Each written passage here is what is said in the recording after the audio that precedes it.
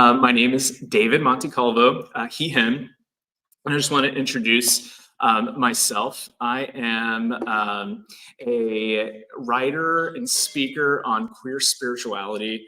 I'm working on a book on how gay men can use spirituality to improve their lives, heal themselves, and then heal the world around them. And part of what I do is I'm full-time staff at a Unity Church of San Francisco, where I also run a gay men's spirituality group. And I wanted to take a moment to just express my gratitude for you all being here and having a sense of my own journey.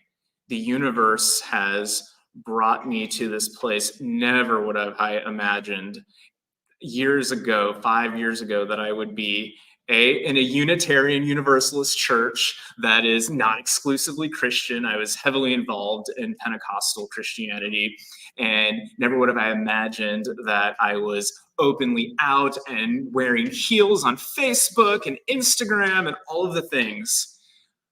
But here I am, living my truest, most authentic self. And I think authenticity is probably layers, right? So I'm at a different layer, and there's probably more layers that are going to be revealed. And giving a talk on creativity of all things in front of the most creative people that I could ever imagine, drag artists. So thank you for having me here. Thank you, Bonnie and team, for the wonderful organization. And if you would, if I can advance the slide. So I want to give a little bit of a background to me.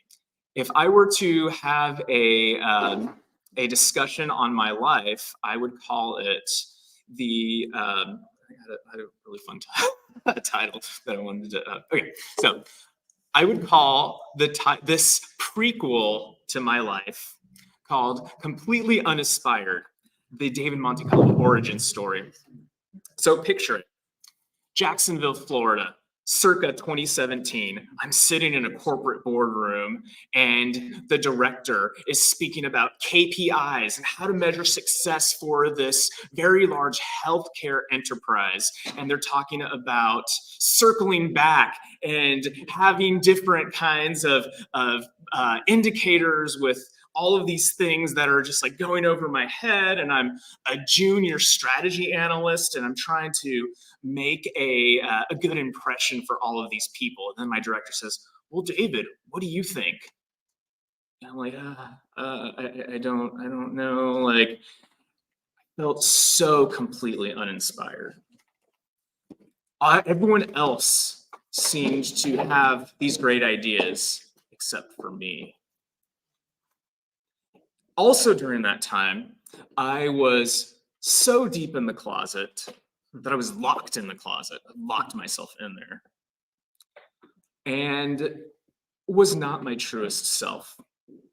I had so much pressure to compare myself to other people. I was in a relationship with someone who fancied themselves a creative, and anytime I would have ideas, she would shut it down.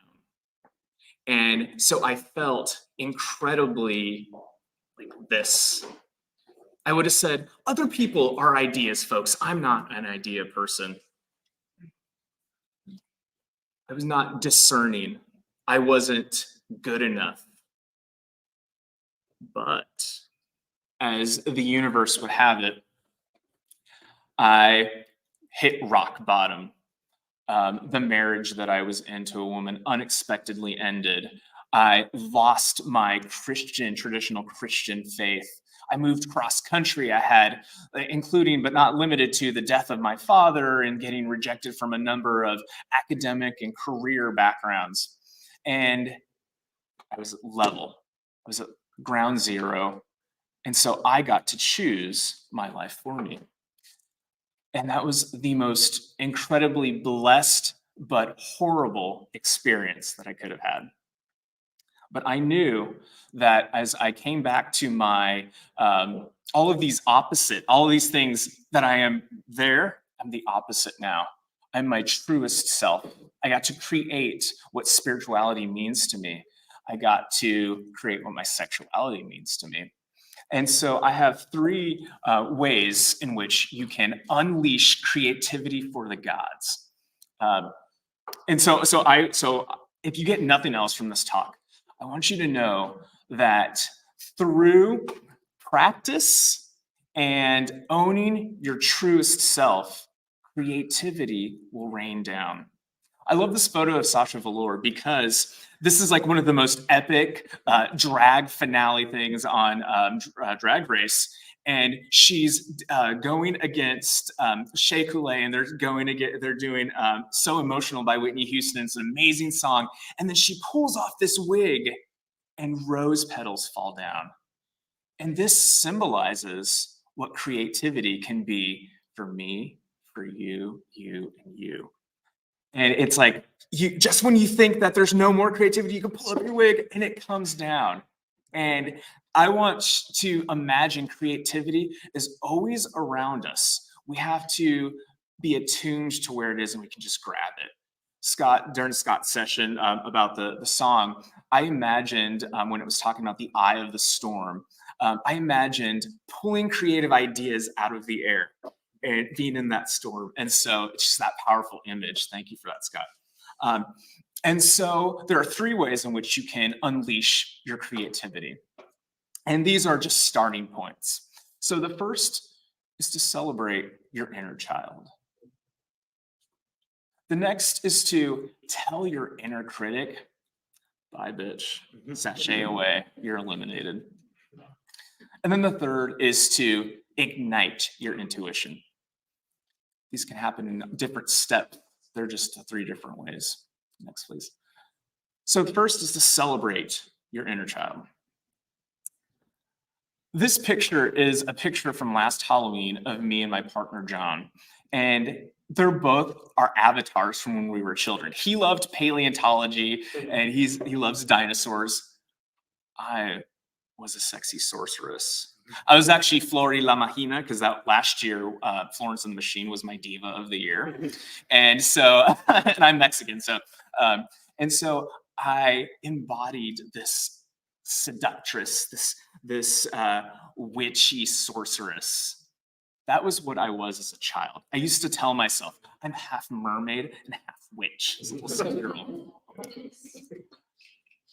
The reason that you return to what you were as a child when you're trying to become more creative is because that's the purest form of who you are. So if you think back, and we'll have a moment to reflect, if you think back what the kind of things that you were interested in as children, what comes to mind?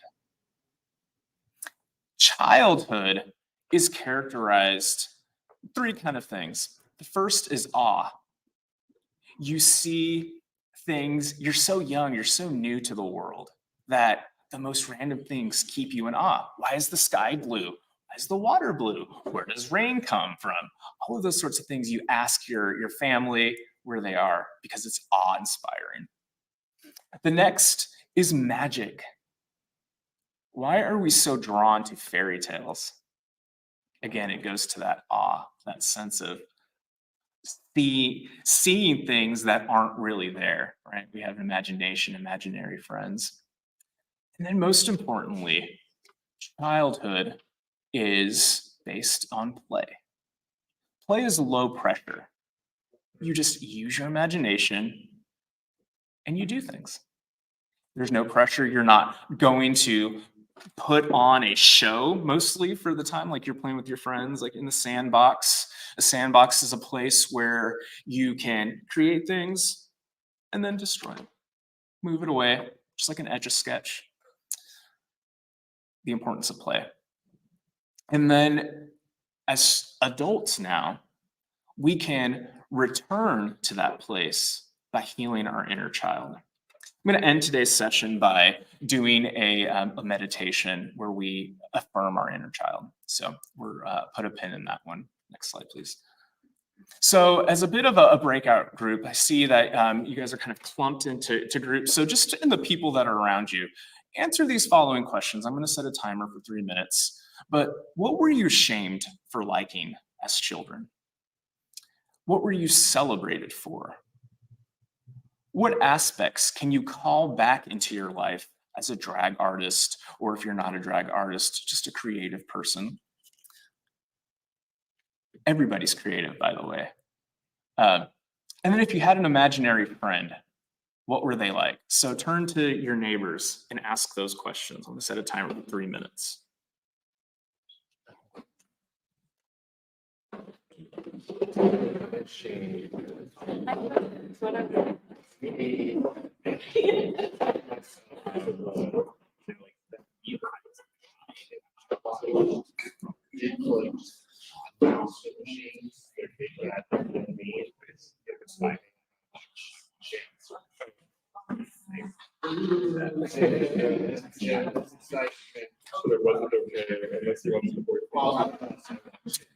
I told myself this. I remember that. You're like, let's at least keep it back. So back and yeah, it's a negotiation for this. But Martin was just like, oh, it is so big.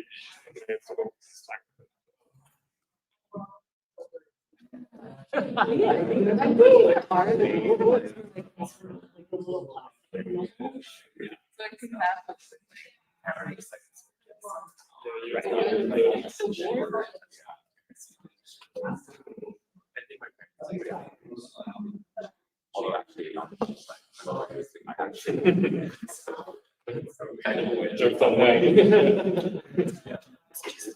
that.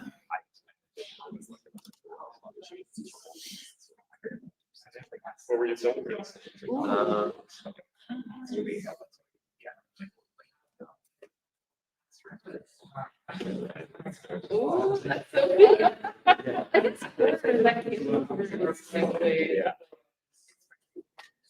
Ooh, I love that.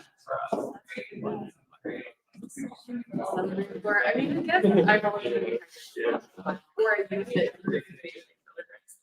Yeah. And then like fights and stuff. It's kind of like weird. And my brother played so.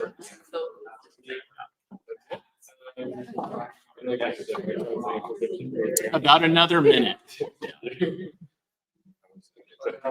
Yeah, maybe that.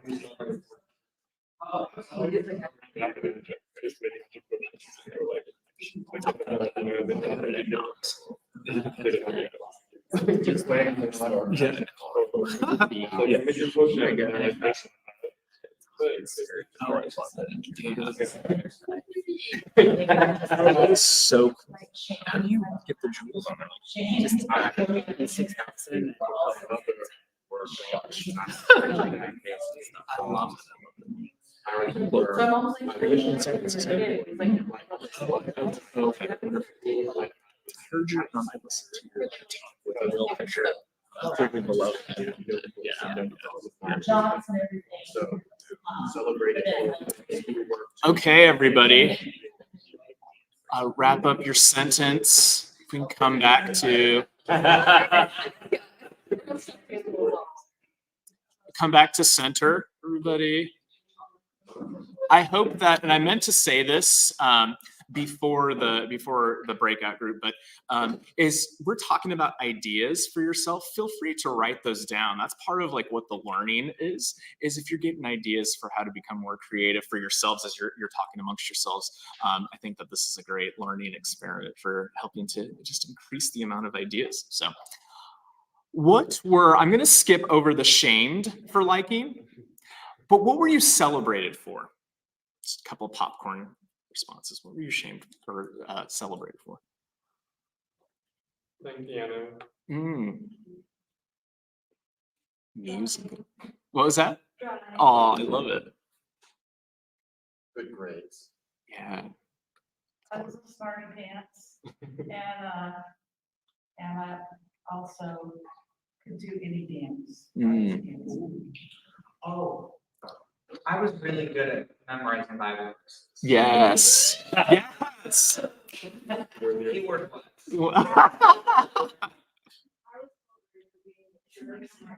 Oh yes, I love that. Embodying that wisdom. That's what that means, right? Embodying wisdom. I'm hearing intelligence. I'm hearing musical creativity.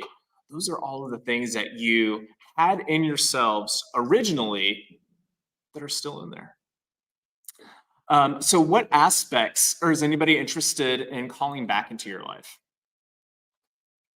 Yes. Because of this person as well, so I'm celebrated for being so mature, so young, I'm the oldest sibling. So now a lot of my drag and what I love to do is just channel that immaturity, right? As much childlike silliness that I can throw into it, to sort of balance that, like, I'm done being the like, person you want to be at the end, just gonna be the dude that I love that. So kind of taking the opposite of what people told you that you had to be or what you manifested, but just as an adult now, going back to that pure state. I love that. I love that. Anybody else? For me, being a tomboy. Ah, yeah. I just not really growing tomboy. Yeah, I love it. I love it. And I'm trying to embody more of my masculine now too. So I want to learn how to be a tomboy. Maybe I can come to you for lessons. Yeah. Yeah. Oh, well, yes. So if you had an imaginary friend, what were they like? Yes. Mine were like my siblings, but like kind of a bizarre version. Imaginary family that like, Oh, that's so cool. Shared imaginary friends. Oh my gosh, that's amazing. I've got 75 stuffed animals. Ah.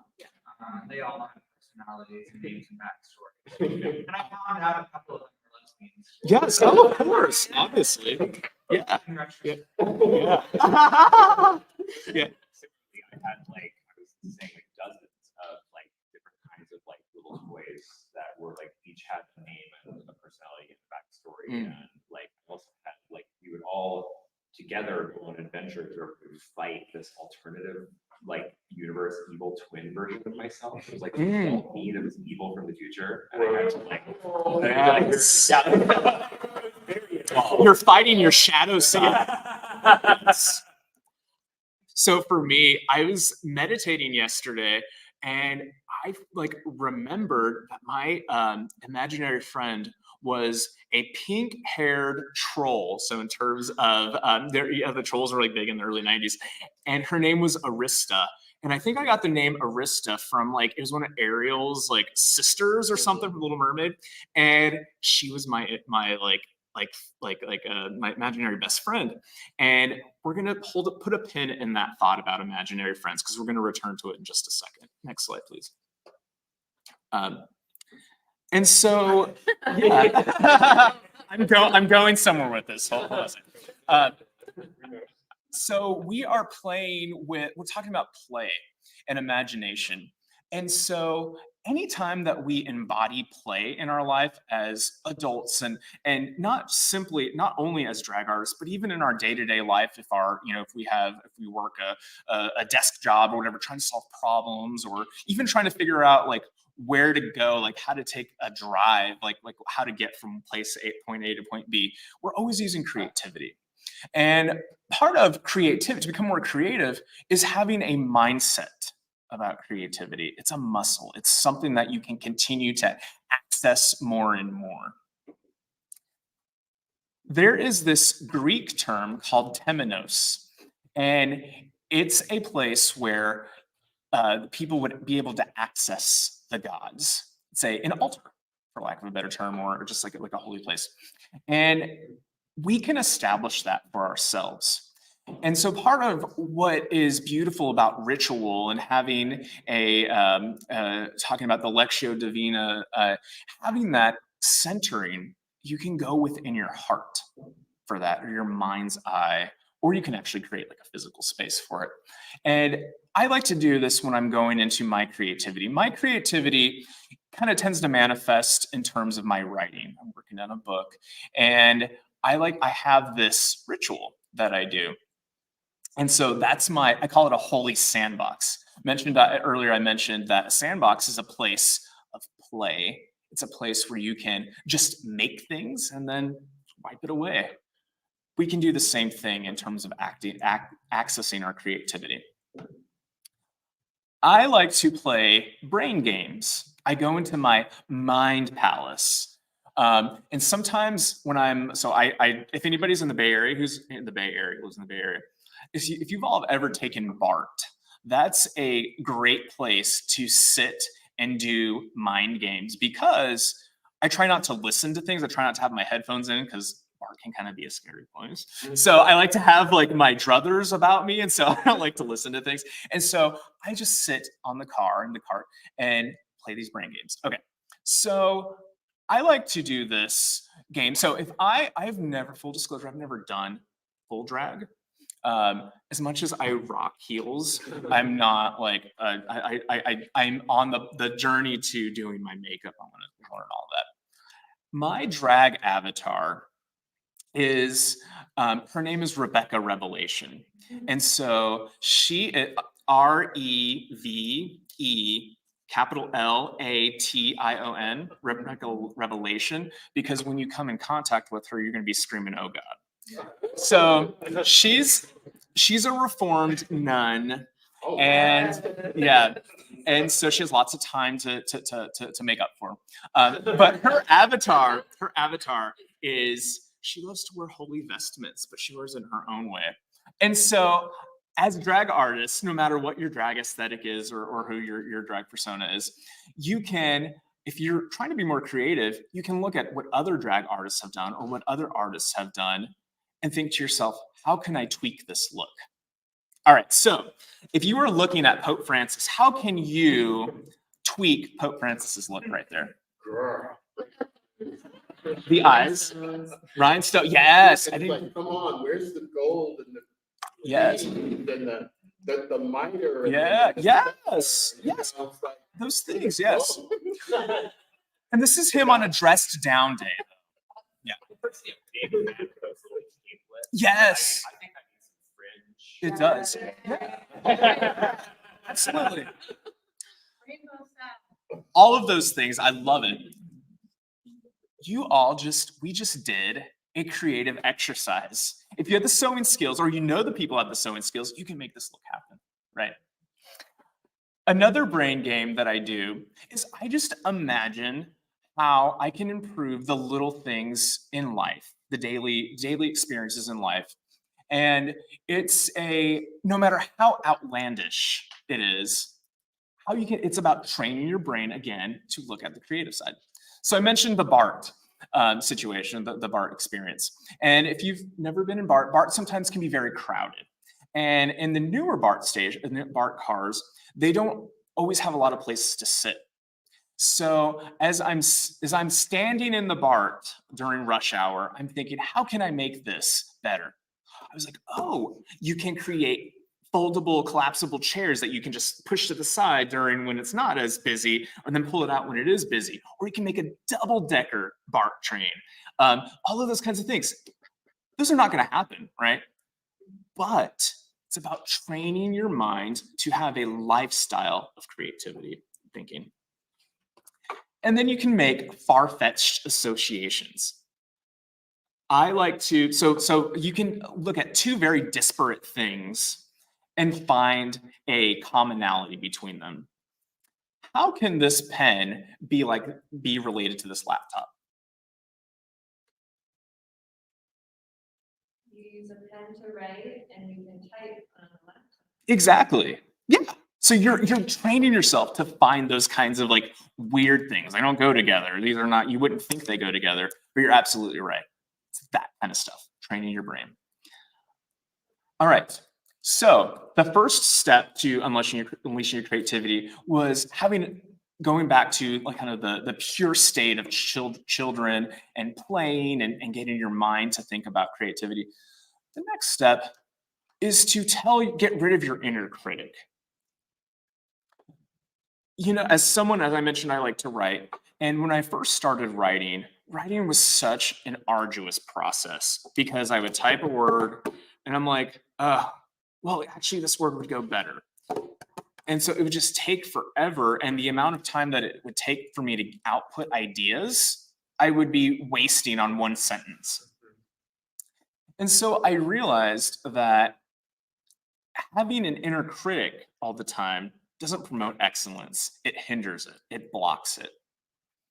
As a caveat, of course, there is a time and a place for your inner critic, right? It's useful. As I was preparing this presentation, I put all of my ideas out there, and then I went back and edited it. And maybe sometimes there may be mistakes on this anyway, so maybe my inner critic wasn't as strong. No, but that perfectionism is something that causes the blockage, because you're overthinking about what this leads to and how is this going to look in the final product. And instead of focusing on just getting the ideas out there, I never experienced writer's block because I just try to get it all out there. And when I know when my creativity is kind of at its, I know when it's done. I trust my process when it's done. So in terms of, I'm going to give some specific examples in which how drag artists can promote that creativity. But I remember that creativity is a numbers game. And so that's why you're training your brain to think in terms of these little brain games, to play. Most of the time, those ideas are not going to come to manifestation. And just what it is, because it's a numbers game. And so if you think of it like a funnel, it's like you have all these creative ideas. The creative output's like this. So it's about having a whole bunch of creative ideas. I adopt this mindset that I call the grunge mindset. And it's where I'm purposefully being messy. When I give myself permission to be messy, by default, the inner critic is silenced. So how can drag artists silence their inner critic? The first step is to do quick drag. I love on Drag Race when they have those mini challenges where they're given a finite amount of supplies and they have to put it together in 15 minutes. You can use this in your drag by just putting together whatever you have. And then once you kind of get something set, you can think about how you can refine it, how you can access the inner critic to get some insight, get some feedback. But you have a starting place. That's what this messiness is always about. It's about a starting place. It's about getting everything out there. I love to look at things from a sideways or subversive perspective. And again, it's part of training your brain to look for the differences in life. I have this picture in my apartment of a view of San Francisco from the Berkeley Hills, and it's beautiful and the sun setting on it and stuff. As soon as I got that painting or the picture, I turned it on its side. Everyone who walks and sees that, they're like, why did you do that? Like, they don't get it. And I'm like, I always tell them, it's training my mind to look at things from a different perspective. When I walk through the city, when I walk to the church, I always train myself to look up, because you never know what beauty you're missing. In life, we get so focused on what's straight ahead or maybe what's like below us, we don't look up. Creativity is about looking at what's already there, but taking a different perspective from it, and then kind of manifesting it, using that shaman magician to manifest it into life. Another way you can allow your inner critic to be quiet is by doing what's called the Morning Pages Journal. And this originated from The Artist's Way, which is a book on creative recovery. Has anybody read it? Oh, yes. Yes. Stop reading to get guilty. Yeah. Full disclosure, I did the same. But if you hear nothing else from that book, one of the things is using the morning pages. And this is where, for those who are not familiar with it, you have a journal and you write for 3 pages, or I like to just give myself a like 20-minute time frame because I have a big journal with like big pages. And you just write stream of consciousness, whatever is on your mind, whatever's in your soul. and you don't go back and read it immediately, and you don't edit it. And it's about quickly accessing your subconscious. So we talked about becoming more creative by returning to what you were interested in as children and then silencing your inner critic. The third step is to ignite your intuition. When I went through my dark night of the soul, my resetting of my life, my rock bottom, I made the decision that I was going to trust my intuition. My intuition had always told me that I was attracted to men. My intuition had always told me that I was drawn to spirituality that wasn't exclusively Christian. I ignored it. And so over time, that meant I was dead to my intuition. I lived my entire life in the closet in those ways. So of course, I wasn't going to listen to any insight that I have. I remember, so I was in a training to be a deliverance person, which if you're from Pentecostalism, you know, deliverance is like rebuking demons out of people. And I remember saying, I remember saying, I don't have the gift of discernment. I don't have that intuition to know when somebody has a demon. Because I'm not a discerning person. I don't have an intuition. When I undid all of that in my life, I affirmed that I had intuition.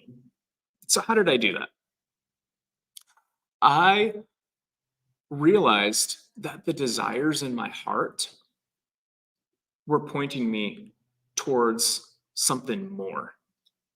So the desires that you have tell us which direction to go.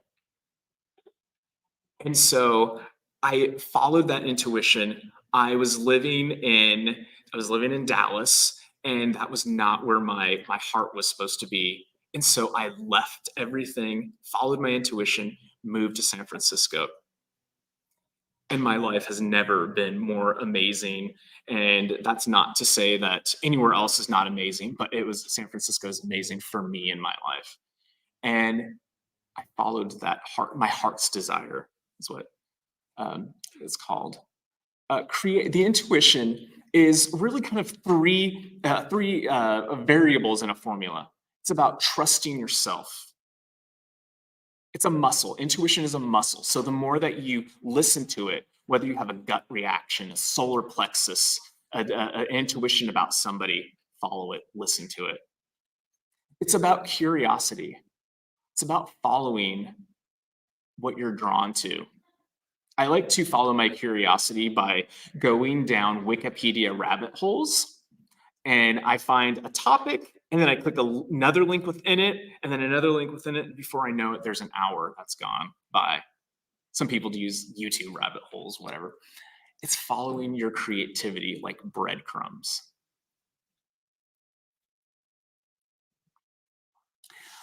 We talked about your imaginary friend earlier. The Romans viewed the word genius. The Romans viewed that everyone had a genius that followed them throughout their life. And we may call it a spirit or an angel. They called it your genius. And in fact, whenever a person had a birthday, they celebrated the genius on the birthday rather than the person. In our day and age, we tend to think of a genius as a very select few of people who are geniuses.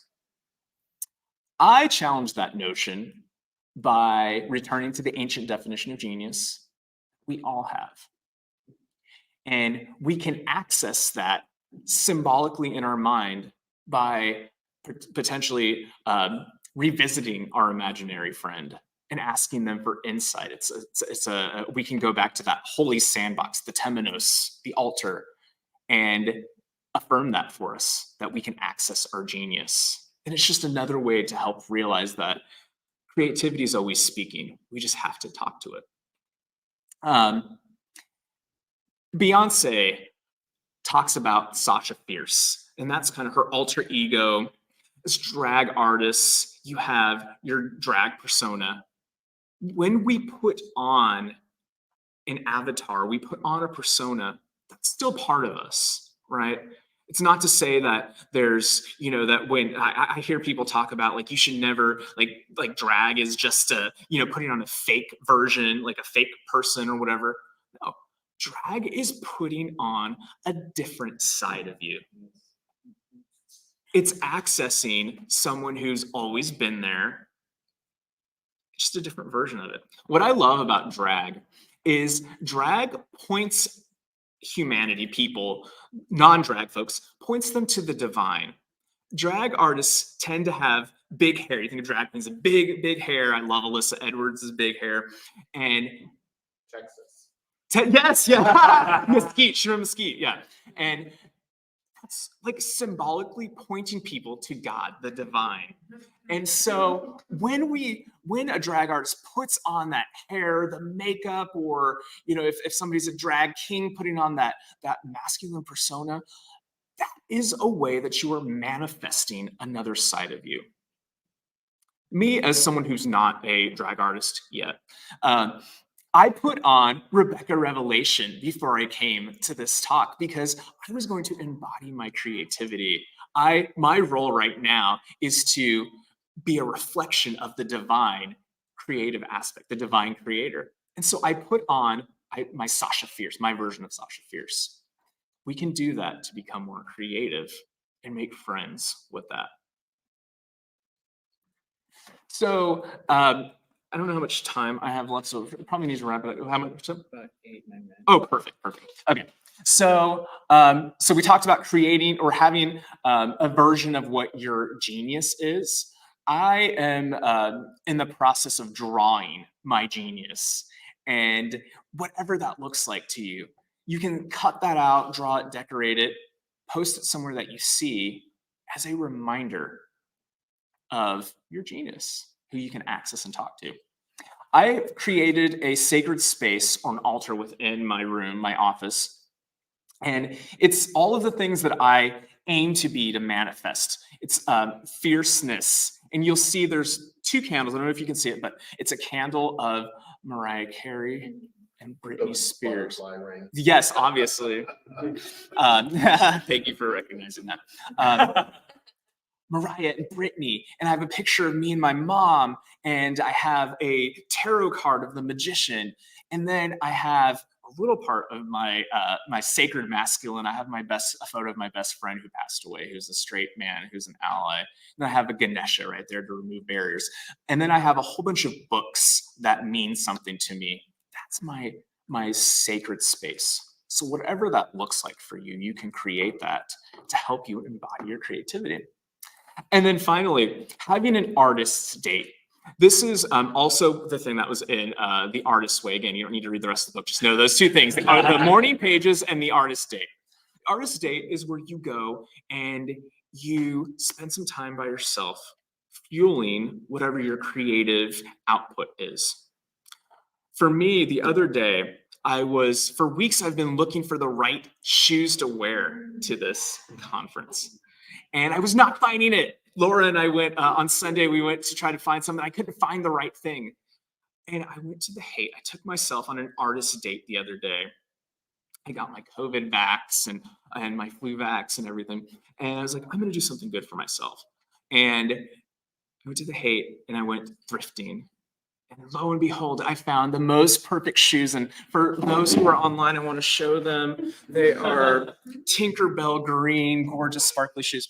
I took myself on an artist date, and I fed that curiosity. I went to some metaphysical shops, and I just left feeling joyous. And then I came home, and I worked on this presentation, and I wrote a little bit, and it was so healing to my soul. You can do all of those things. So in the last 3 to 5 minutes or so, we said a lot of things about creativity. And so I just want to create an anchor point for you as you continue your creative journey. And so feel free to sit back in your chair. Feel your body supported by the earth in this beautiful chapel. You are safe in the universe. The doors are closed. You're safe in here. I have my eyes open, so feel free to close your eyes. And in your mind's eye,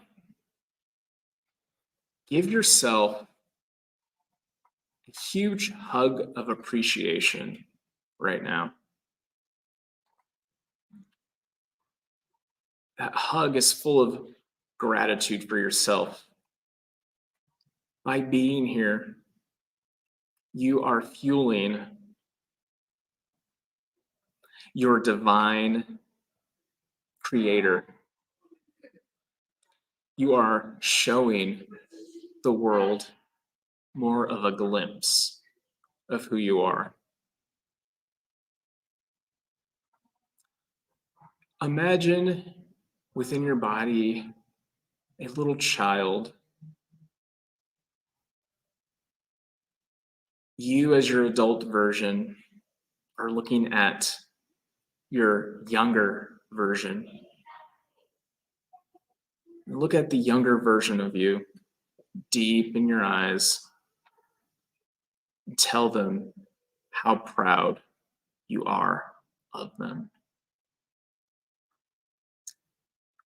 Tell them what you said earlier that you were celebrated for. That you were celebrated for being a pianist, or you were celebrated for being a tomboy, or for memorizing things, or being an old soul full of wisdom. Tell them that. And then if there was something that you didn't hear as a child, but you wanted to hear, tell your younger version of that as well.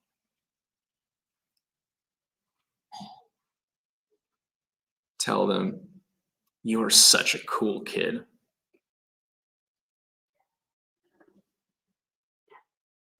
I love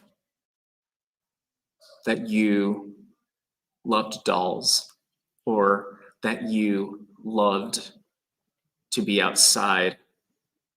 I love all of those things about you. And as you breathe in,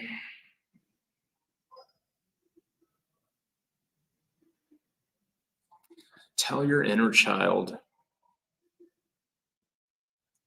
that you have permission to express those things in your life now as an adult. Ask your child, your inner child, for advice. Adults don't normally ask children for advice, but you can.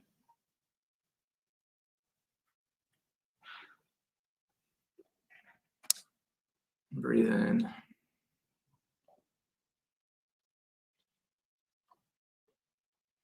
And look at your inner child one more time and repeat these words to them. You are God's perfect expression of divine life. I see you and I love you exactly the way you are.